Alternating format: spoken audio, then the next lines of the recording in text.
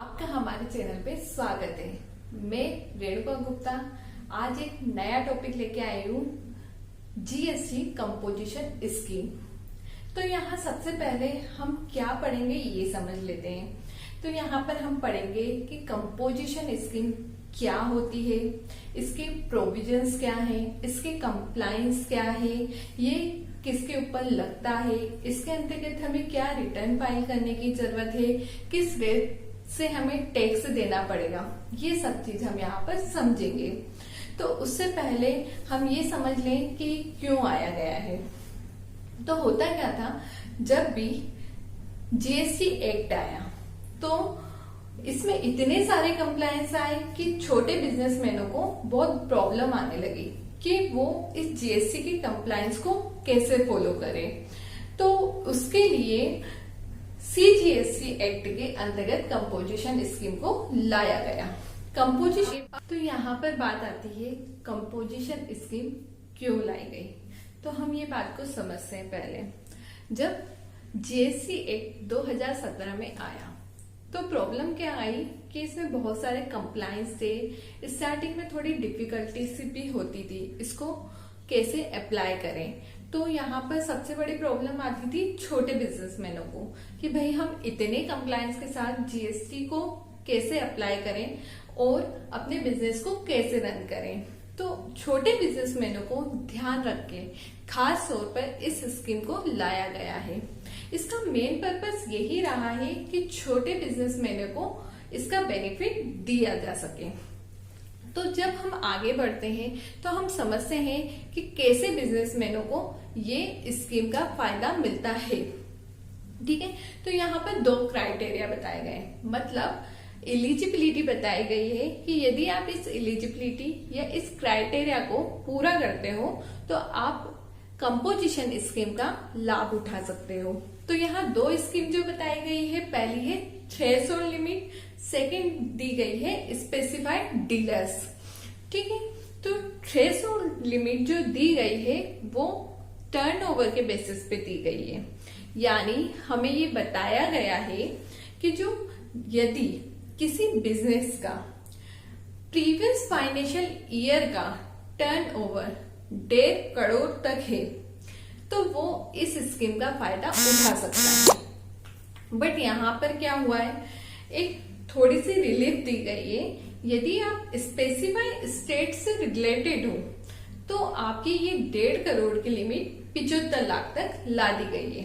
ठीक है, मतलब यदि आप छोटे बिजनेसमैन तो हो, साथ में आप यदि किसी स्पेसिफाइड स्टेट में इस बिजनेस को कर रहे हो तो आप इस स्कीम का फायदा, यदि आपका टर्नओवर प्रीवियस फाइनेंशियल ईयर में 75 लाख तक भी होगा ना, तो हम आपको इसका फायदा देंगे। इसी तरह यदि हम स्पेसिफाइड स्टेट की बात करें कि ये स्पेसिफाइड स्टेट कौन से होते हैं, तो ये स्पेसिफाइड स्टेट जैसा एक्ट में बताए गए हैं वो है अरुणाचल प्रदेश, उत्तराखंड, सिक्किम, नागालैंड, मिजोरम, मणिपुर।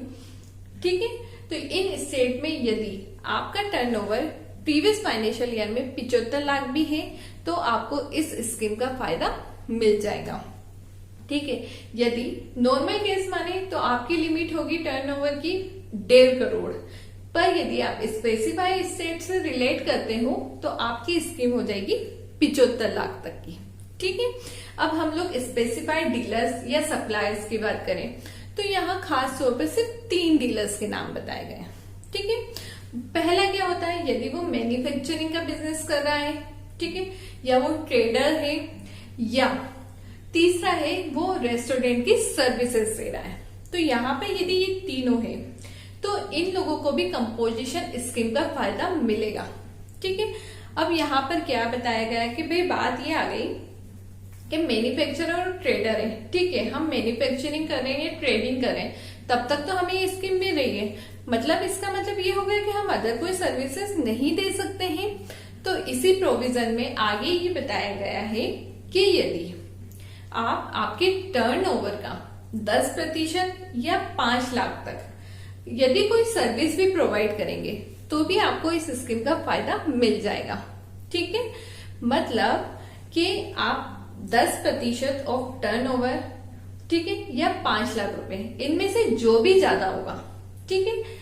यहां तक यदि आप कोई सर्विसेज प्रोवाइड कर रहे हैं, भले ही आप मैन्युफैक्चरर और ट्रेडर हो, फिर भी आपको कंपोजिशन स्कीम का फायदा मिल जाएगा, ठीक है।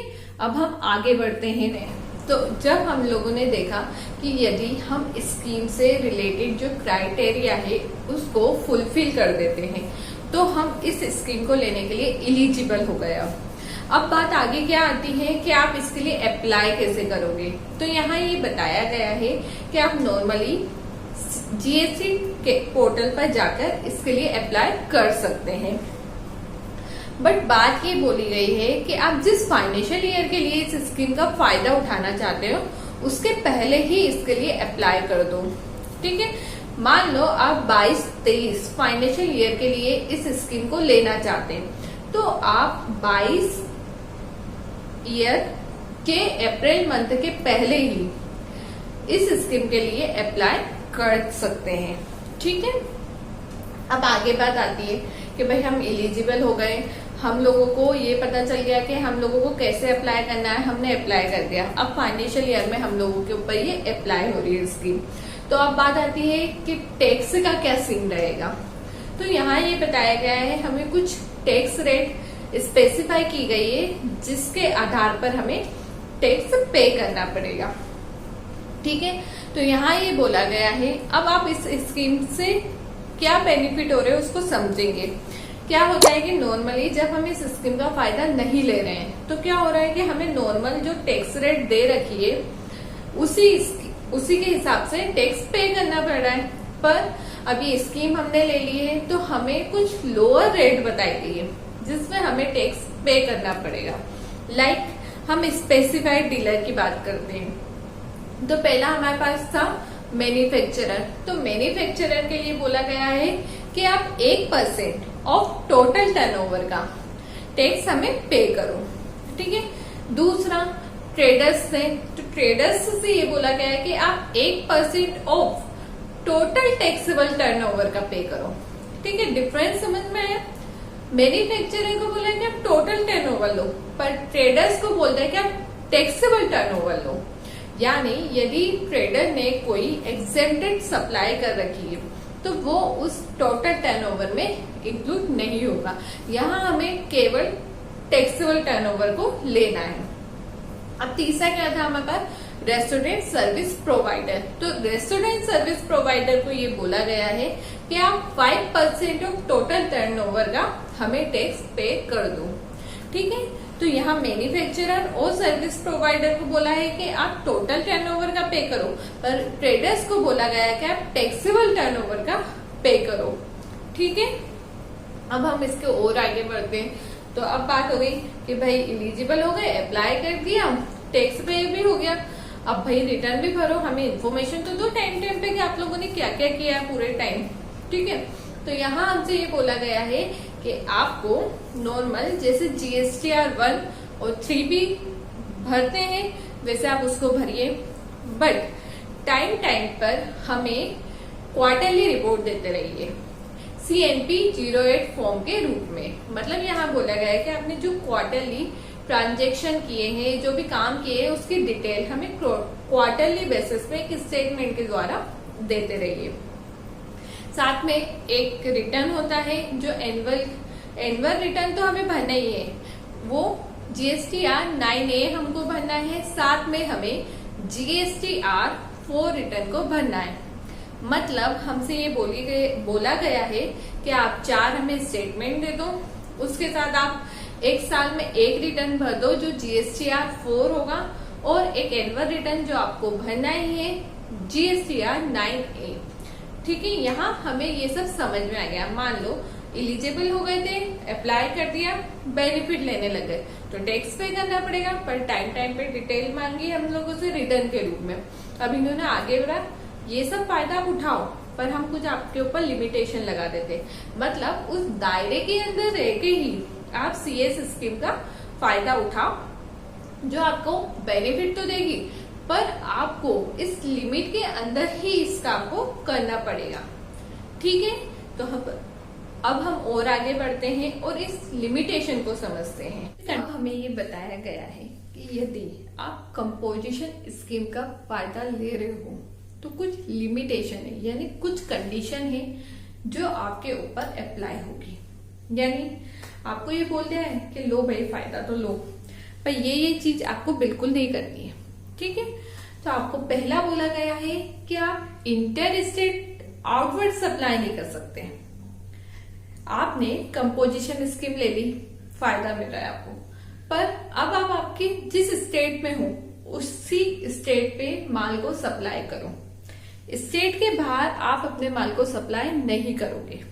ठीक है, आप जो अपना माल बेच रहे हो वो अपने ही स्टेट के अंदर बेचो। मतलब इंटर स्टेट आउटवर्ड सप्लाई आपको नहीं करनी है, पर आप इंटर स्टेट परचेस कर सकते हो।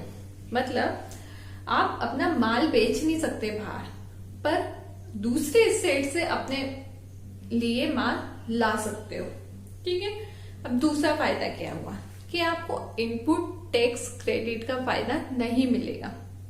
ठीक, जैसे आप कहीं से जो माल परचेस करके लाए, आपने उस पर टैक्स पे किया, तो जब आप माल सप्लाई करोगे तो आप नॉर्मल केस में आईटीसी का फायदा लेते हो। ठीक है, बट आपको बोल दिया आप ये स्कीम के फायदे ले रहे हो, अब आपको आईटीसी हम नहीं देंगे।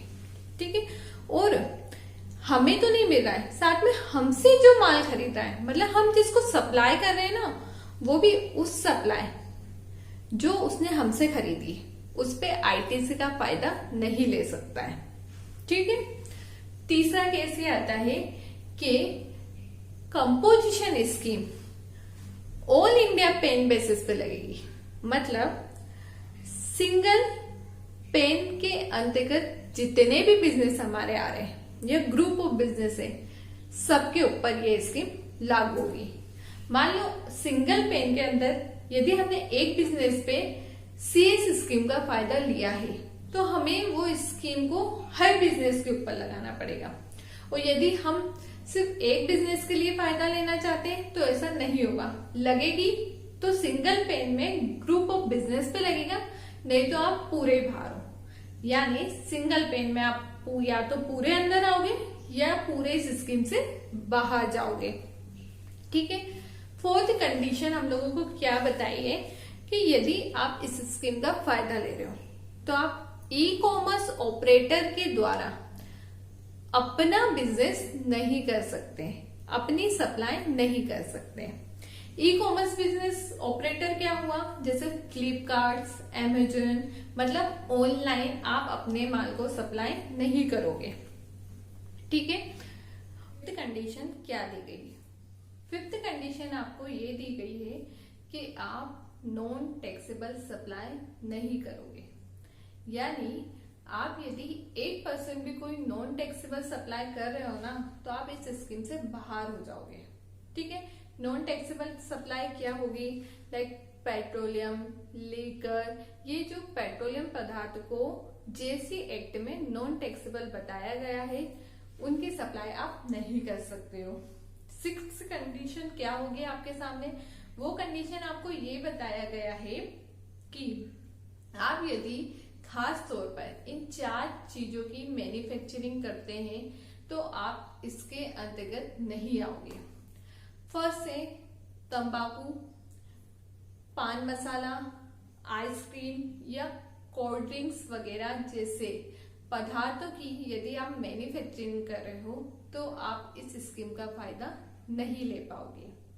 ठीक है, तो ये 5 कंडीशन जो हमें 5 या 6 कंडीशन हमें जो बताई गई है, इन सबको फॉलो करना पड़ेगा। यदि हम इसमें से किसी भी कंडीशन को फुलफिल नहीं कर सकते हैं तो हम इस स्कीम का फायदा नहीं ले सकते हैं।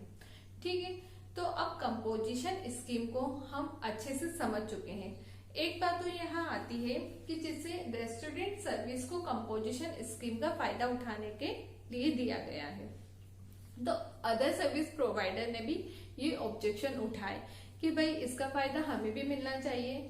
तो कुछ प्रोविजन आए जिसमें ये बताया गया है कि यदि आपका टर्नओवर प्रीवियस फाइनेंशियल ईयर में 50 लाख रुपए तक है तो और आप सर्विस प्रोवाइड कर रहे हैं रेस्टोरेंट सर्विस के अलावा, तो आप भी इस स्कीम का फायदा ले सकते हो। ठीक है, अब हम लोग यहाँ पर एक और बात कर सकते हैं। तो इनसे ये बोला गया है कि आप टर्नओवर का 6% टैक्स हमें पे कर दो।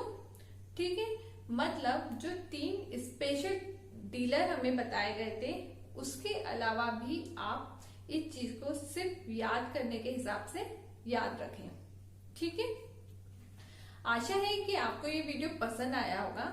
आपको कोई भी प्रॉब्लम आती है, कोई भी क्वेश्चंस होते हैं इस टॉपिक से रिलेटेड, तो आप मुझे कमेंट में पूछ सकते हैं और आगे हम नए वीडियो के साथ वापस आएंगे। Thank you.